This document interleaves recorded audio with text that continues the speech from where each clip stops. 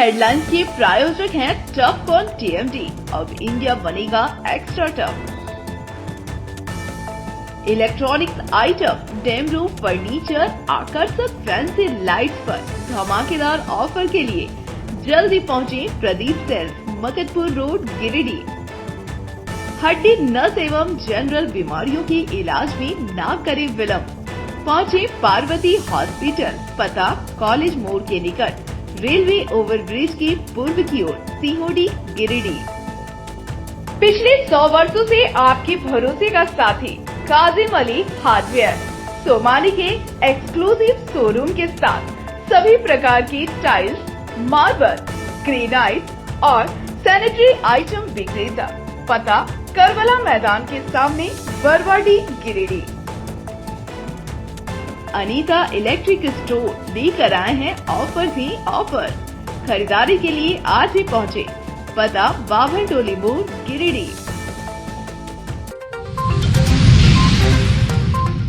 गांव में कमलेश यादव ने चचेरे भाई की गर्दन काटकर की निर्मम हत्या। पुलिस ने आरोपी को गिरफ्तार कर शक्ति दिखाई तो खोला राज, मृतक का सर गायब। पारसनाथ रेलवे स्टेशन के पास वंदे भारत से कटकर महिला की हुई मौत। ट्रैक पार करने के दौरान हुआ हादसा। सदर अस्पताल का डीसी ने किया निरीक्षण। डॉक्टर को ईमानदारी से ड्यूटी करने का दिया निर्देश। बिचौलियों पर सख्त कार्रवाई के दिए आदेश। और गिरिडीह में विद्यार्थी परिषद ने वृक्षारोपण कर किया सदस्यता अभियान शुरू। पहले दिन जुड़े सैकड़ों छात्र।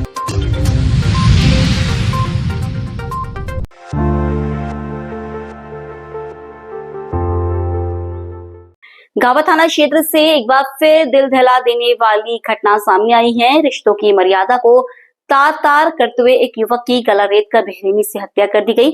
इतना ही नहीं, हत्या के बाद उसका सिर भी धड़ से अलग कर दिया गया। मृतक की पहचान 22 वर्षीय आनंद कुमार यादव के रूप में हुई है। मिली जानकारी के अनुसार आनंद शनिवार रात से लापता था। परिजनों ने काफी खोजबीन की, मगर जब उसका कोई सुराग नहीं मिला तो रविवार को गावा थाना में गुमशुदगी की रिपोर्ट दर्ज कराई गई। पुलिस ने कॉल डिटेल की जांच की तो मामला चचेरे भाई कमलेश यादव तक जा पहुंचा। कमलेश को हिरासत में लेकर जब पूछताछ की गई तो उसने हत्या की बात स्वीकार कर ली। आरोपी की निशानदेही पर पुलिस ने मंगलवार को बेटरो जंगल की झाड़ियों से युवक का धड़ बरामद कर लिया। हालांकि सिर अब भी लापता है और पुलिस की टीमें लगातार उसकी तलाश में जुटी है। सिर न मिलने से यह मामला और भी रहस्यमय बना हुआ है। सूत्रों के मुताबिक हत्या के पीछे अवैध संबंध की वजह सामने आ रही है। जांच में पता चला है कि मृतक और आरोपी के पत्नी के बीच अवैध संबंध था, जिसकी जानकारी कमलेश को लग गई थी। हालांकि पुलिस ने अभी तक इस पर औपचारिक बयान नहीं दिया है, मगर पूछताछ और जांच में अवैध संबंध का एंगल लगातार सामने आ रहा है। फिलहाल पुलिस पूरे मामले की गहराई से पड़ताल कर रही है। वहीं आशंका जताई जा रही है कि सिर को जंगली जानवर कहीं ले गए हैं। हालांकि पुलिस की टीम सिर को खोजने का प्रयास कर रही है। इस दिल दहला देने वाली घटना से इलाके में सनसनी है। साल बंद था, अब वो धीरे धीरे वो अपने आप बोलने लगा तो हमें इन लोग को बोलते कि दोस्त मत बोलो, लेकिन उससे ज़्यादा लगाव रखता है। कहीं जाना हो तो चलना, आनंद ये काम करना है, ऐसे करते हुए उसको मतलब अंधेरे में रख के वो मौका का फायदा।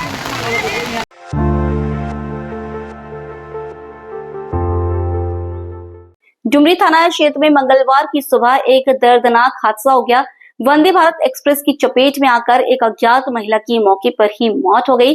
हादसा पारसनाथ स्टेशन के पोल संख्या 320/1 और 320/2 के बीच हुआ। घटना के बाद इलाके में सनसनी फैल गई। प्राप्त जानकारी के मुताबिक ट्रेन के गुजरने के दौरान महिला ट्रैक पर थी, जिससे वह तेज रफ्तार वंदे भारत की चपेट में आ गई। टक्कर इतनी भीषण थी कि महिला का शव शत विशत हो गया। शुरुआती जांच में मृतिका की पहचान नहीं हो पाई है। मृतिका ने डार्क ग्रीन रंग का सलवार सूट पहना हुआ था और उसके अंगूठी पर मेमून लिखा हुआ है। घटना की जानकारी मिलते ही डुमरी थाना पुलिस और रेलवे पुलिस मौके पर पहुंची। शव को कब्जे में लेकर पोस्टमार्टम के लिए गिरिडीह सदर अस्पताल भेज दिया गया है। पुलिस मामले की जाँच में जुटी है।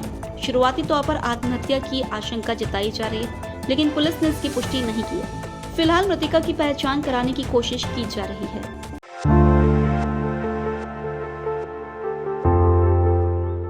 गिरिडीह जिले के उपायुक्त रामनिवास यादव ने मंगलवार को गिरिडीह सदर अस्पताल का औचक निरीक्षण किया और डॉक्टरों के साथ विशेष बैठक की। निरीक्षण के दौरान civil surgeon doctor Sheikh Mohammad Zafarullah भी मौजूद रहे। करीब आधे घंटे तक चली बैठक में डीसी ने मातृत्व व शिशु स्वास्थ्य केंद्र की स्थिति पर चर्चा करते आवश्यक दिशा निर्देश दिए। डीसी ने कहा कि सभी डॉक्टरों को सख्त निर्देश दिया गया है कि वे समय पर ड्यूटी पर आएं और पूरी जिम्मेदारी से मरीजों का इलाज करें। ड्यूटी में किसी भी तरह की लापरवाही बर्दाश्त नहीं की जाएगी। अस्पताल में बिचौलियागिरी के सवाल पर उन्होंने साफ कहा कि अस्पताल में बिचौलियों की भूमिका पाई गई तो उनके खिलाफ सख्त कार्रवाई की जाएगी। उपायुक्त ने कहा कि बिचौलियों पर लगातार नजर रखी जाएगी और शिकायत मिलने पर कोई रियायत नहीं दी जाएगी।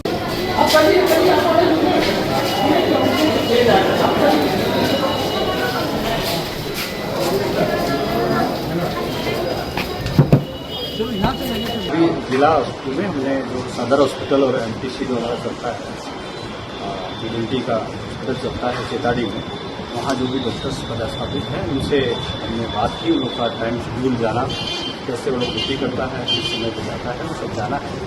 और मैंने ये निर्देश दिया कि आपको जो टाइम टेबल शेड्यूल दिया जाता है उसके अकॉर्डिंग आप अपना काम कीजिए और क्वालिटी के साथ काम। किसी जो शिकायत आती है उसमें सर अभी बिल्डिंग एक बन रही है, वो क्रिटिकल केयर यूनिट है, तो उसी के विषय में हम लोग करेंगे। अभी पूर्ण होगा, अभी दिसंबर 2025 तक उसको पूर्ण होना है, पूर्ण हुआ नहीं। ये जो आप बात कह रहे हैं ये इस पर कोई पुष्टि नहीं है। नहीं आपके पास नहीं आपके पास जो आप बोल रहे हैं उसका एविडेंस आप दीजिए, हम कार्रवाई। ठीक है। वहीं civil surgeon doctor Sheikh Mohammad Zafarullah ने भी स्पष्ट किया कि स्वास्थ्य सेवाओं में किसी भी सूरत में बिचौलियों को बख्शा नहीं जाएगा। उन्होंने डॉक्टरों की कमी को गंभीर मुद्दा बताया। रेफरल नहीं होता है, जो बिचौलिया ले जाते हैं उसको रोकथाम करना है। और समय से अगर हम काम करते तो हमको लगता है 75% रुक जाएंगे। ठीक है ना। और ज्यादा कुछ नहीं है। एचआर की कमी हमारे यहाँ, जैसे कि महिला हॉस्पिटल में सिर्फ 3 ही डॉक्टर हैं, उनको ओपीडी भी करना है, इमरजेंसी भी करना है, ऑपरेशन भी करना है। तो ये पॉसिबल नहीं हो पाता है 3 डॉक्टर्स में, जिस कारण से मरीज छूटते हैं। और यही कारण है कि जो सहिया जो वहां बैठती है, जो आप बिचौलिया बोल रहे हैं, इनका भी ये काम बदल गया कि सरकार का काम ना करके प्राइवेट का करती है। तो इस पर रोकथाम करना है। और सर का यह निर्देश है कि हम लोग से जितना पॉसिबल, अब देखते हैं कि पेरिफेरी में कितने डॉक्टर्स हैं। 35 डॉक्टर्स में सिर्फ 13 डॉक्टर हैं हमारे यहाँ सदर में। 33 में 13, जिसमें 20 डॉक्टर्स की और जरूरत है। तो ये तो अभी ट्रांसफर हो रहा है, तो उसमें मुश्किल से 3-4 डॉक्टर आएंगे, 3 डॉक्टर चले भी जाएंगे। उसके बाद देखते हैं स्थिति क्या होती है। फिर मंत्री जी के पास प्रस्ताव रखा जाएगा, एसीएस सर के पास प्रस्ताव रखा जाएगा डीसी सर के माध्यम से, उसमें देखेंगे फिर क्या कर सकते हैं। सर ने क्या कहा आपको कि आप शिकायत पूरा कीजिए, लेकिन प्रूफ तो दीजिए हमको।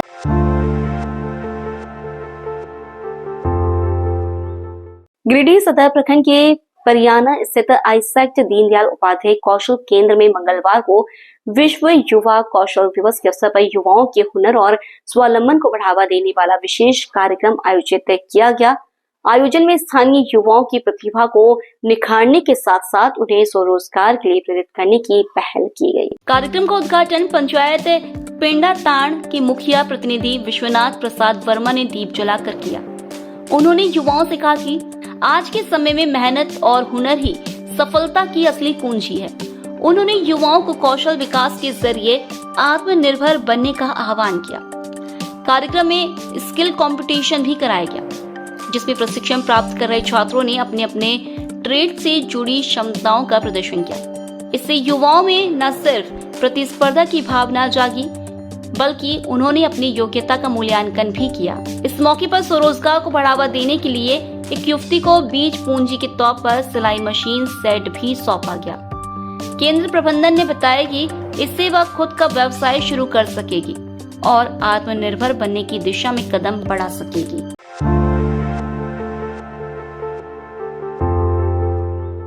गिरिडीह स्थित सरस्वती शिशु विद्या मंदिर बरगंजा में मंगलवार को सम्मान समारोह का आयोजन किया गया। यह कार्यक्रम उन प्रतिभावान छात्रों के लिए था जिन्होंने राजगीर बिहार में 13 जुलाई को संपन्न 36वीं क्षेत्रीय ताइक्वांडो प्रतियोगिता में शानदार प्रदर्शन कर विद्यालय का नाम रोशन किया। प्रतियोगिता में विद्यालय के 6 विद्यार्थियों ने भाग लिया, जिसमें से 5 ने मेडल हासिल किए। शंकर कुशवाहा, करण कुमार चौधरी और पीयूष कुमार राय ने रजत पदक, जबकि सागर साव और ऋषभ मंडल ने कांस्य पदक जीतकर जिले और विद्यालय को गौरवान्वित किया। विद्यालय की प्रधानाचार्य आनंद कमल ने विजेताओं को मेडल और प्रमाण पत्र देकर सम्मानित किया। उन्होंने कहा कि यह सफलता कोच प्रसून सिंह के कुशल प्रशिक्षण और छात्रों की कठिन मेहनत का परिणाम है। प्रधानाचार्य ने बच्चों को उज्जवल भविष्य की शुभकामनाएं दी। समारोह में विद्यालय के शिक्षकगण अजीत मिश्रा, राजेंद्र लाल बरनवाल, नागमणि कुमार, मुकेश कुमार सहित सभी आचार्य दीदी उपस्थित रहे। विद्यालय परिवार ने इस उपलब्धि पर हर्ष जताते हुए भविष्य में और बेहतर प्रदर्शन की उम्मीद जताई। और साथ ही देने वाले अपने प्रसून आचार्य जी को हार्दिक बधाई शुभकामनाएं, जिनके कुशल मार्गदर्शन में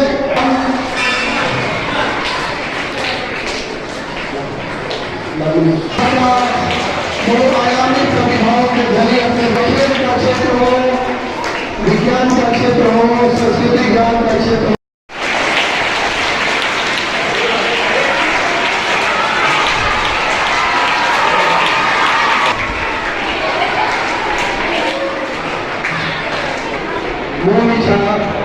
इसी तरह से शुभकामनाएं और क्षेत्रीय स्तर पर ताइक्वांडो की प्रतियोगिता में, जो कि 36वां क्षेत्रीय ताइक्वांडो प्रतियोगिता 2025 अपना जो उत्तर पूर्व क्षेत्र है उसके अंतर्गत संचालित होने वाले विद्यालयों में अध्ययनरत भैया वालों के बीच प्रतियोगिता आयोजित थी। प्रतियोगिता का आयोजन स्थल राजगीर था। वहाँ पर अपने विद्यालय के भैया लोगों ने भाग लिया और बहुत ही हर्ष की बात है कि उन्हें कई पदक प्राप्त हुए, रजत पदक और कांस्य पदक। तो मैं मंच पर उन भैया लोगों को आमंत्रित करता हूँ।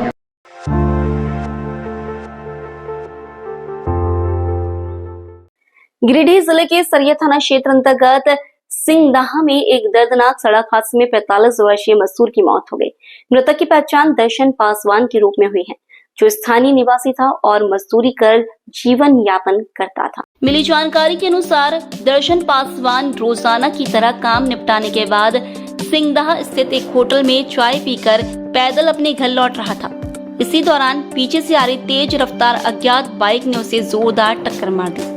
हादसे के बाद स्थानीय लोगों की मदद से गंभीर रूप से घायल दर्शन को आनन फानन में सरिया स्थित देवकी हॉस्पिटल लाया गया, जहां डॉक्टरों ने उसे मृत घोषित कर दिया।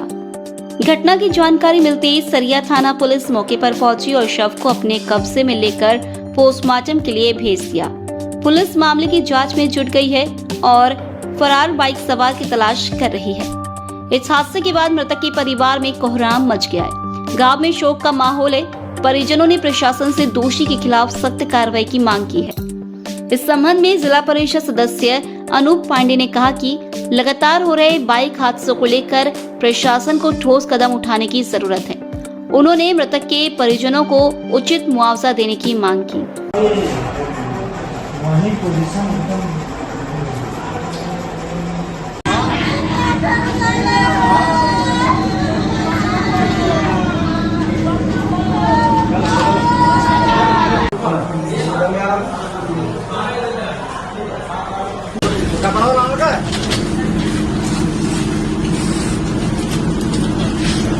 क्या करना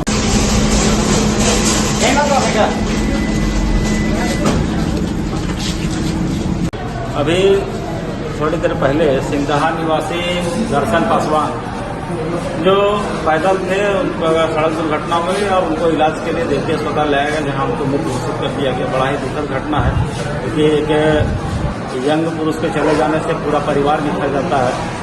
गहरी शोक संवेदना व्यक्त करते हैं और साथ ही साथ सरकारी आधार पर जो मुआवजा राशि तय है, हम लोग कोशिश करेंगे कि आकस्मिक पीड़ित परिवार को मिले और इसके परिवार का भरण पोषण कैसे बेहतर हो सके, इसके लिए हम लोग प्रयास करेंगे।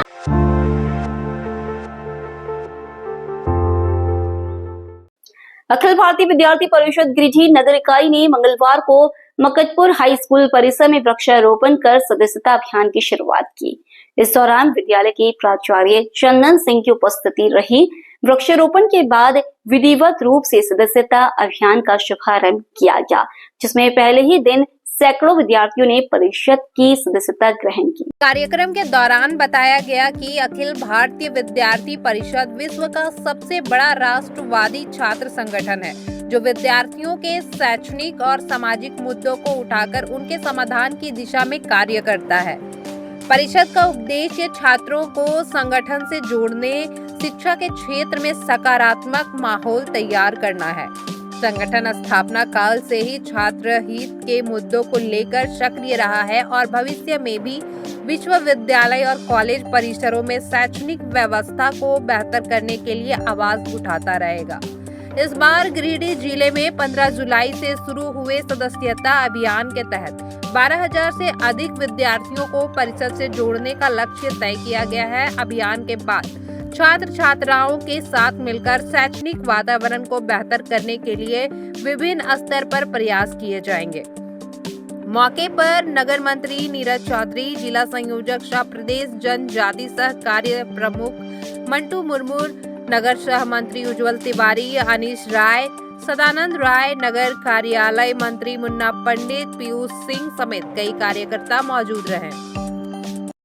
आज अखिल भारतीय विद्यार्थी परिषद गिरिडीह नगर के द्वारा मकतपुर हाई स्कूल गिरिडीह में पौधारोपण किया गया। तत्पश्चात सदस्यता महाअभियान का भी शुभारंभ किया गया, जिसमें लगभग 500 छात्र छात्राओं ने एबीवीपी की सदस्यता ग्रहण की। अखिल भारतीय विद्यार्थी परिषद दुनिया का एकमात्र छात्र संगठन है जो हमेशा 365 दिन विद्यार्थियों के लिए कार्य करती है। अखिल भारतीय विद्यार्थी परिषद अपने स्थापना काल से ही समाज हित, राष्ट्र हित और छात्र हित के प्रति कार्य करते आ रही है और आगे भी करती रहेगी। अखिल भारतीय विद्यार्थी परिषद गिरिडीह की सदस्यता का लक्ष्य इस बार 12,000 है, जो अखिल भारतीय विद्यार्थी परिषद के गिरिडीह के कार्यकर्ता पूरे ही जुनून के साथ अपने लक्ष्य को पूरा करेंगे।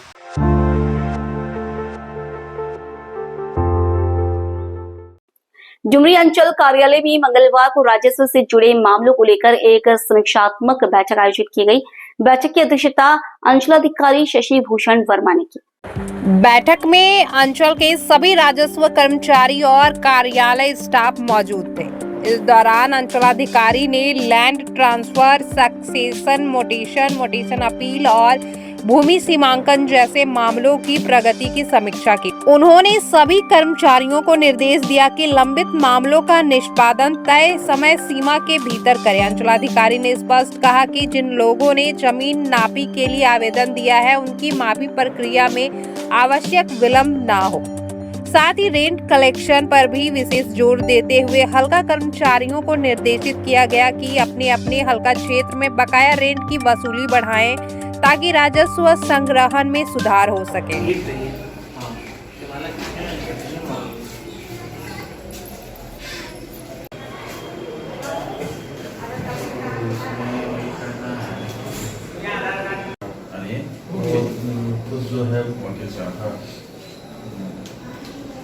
राजस्व का समीक्षा बैठक है, जिसमें हमारे सभी राजस्व कर्मचारी और ऑफिस के जब सभी स्टाफ इसमें शामिल हैं। क्या दिशा निर्देश दिया जा रहा है? दिशा निर्देश यही दिया जा रहा है कि जो हमारा रेवेन्यू के जो मुख्य एजेंडा है, उसको आप समय सीमा पे उसका निष्पादन करें। जैसे इंटर डिपार्टमेंट लैंड ट्रांसफ़र है, मुटेशन है, सक्सेशन मुटेशन है, मुटेशन अपील है, लैंड डिमार्केशन है। लैंड डिमार्केशन का ये निर्देश दिया गया समय पे किन्हीं का नापी का आवेदन प्राप्त होता है तो समय सीमा के अंतर्गत उसका नापी हो जाना चाहिए। रेंट कलेक्शन के संबंध में भी सभी हल्का कर्मचारी को ये निर्देश दिया जा रहा है कि आप रेंट अपना हल्का में बढ़ाएं।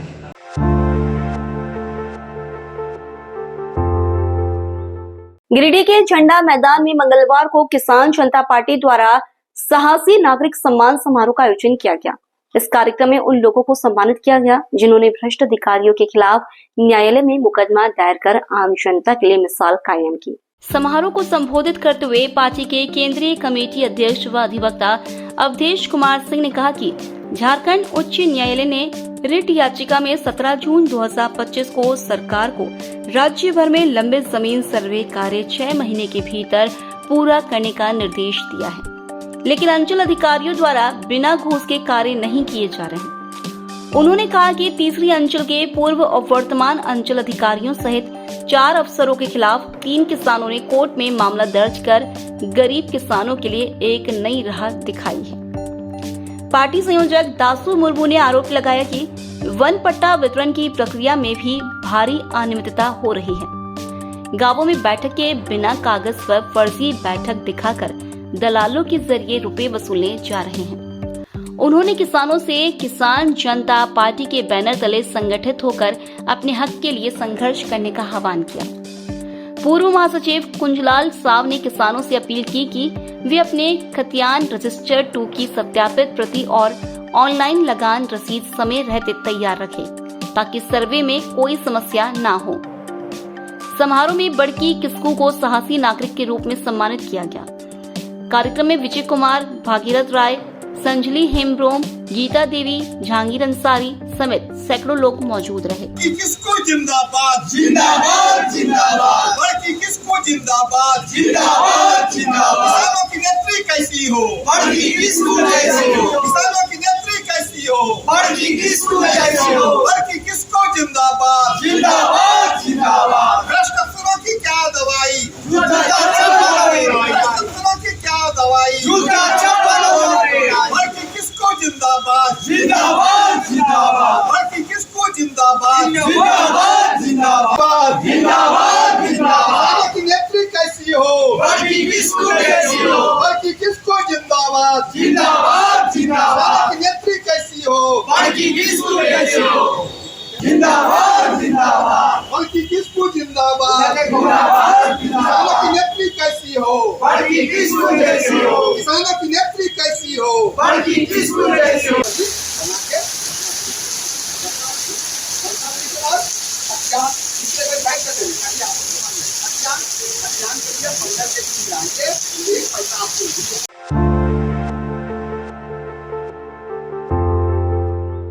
दिल्ली पब्लिक स्कूल गिरिडीह में मंगलवार से सीबीएसई क्लस्टर 3rd खो-खो प्रतियोगिता की शुरुआत हुई, जो 19 जुलाई तक चलेगी। उद्घाटन समारोह में विद्यालय के director Trilochan Singh Saluja, chairman Baljeet Singh Saluja, CBSE पर्यवेक्षक राजेश प्रसाद सिन्हा और प्राचार्य डॉक्टर सोनी तिवारी मौजूद रहीं।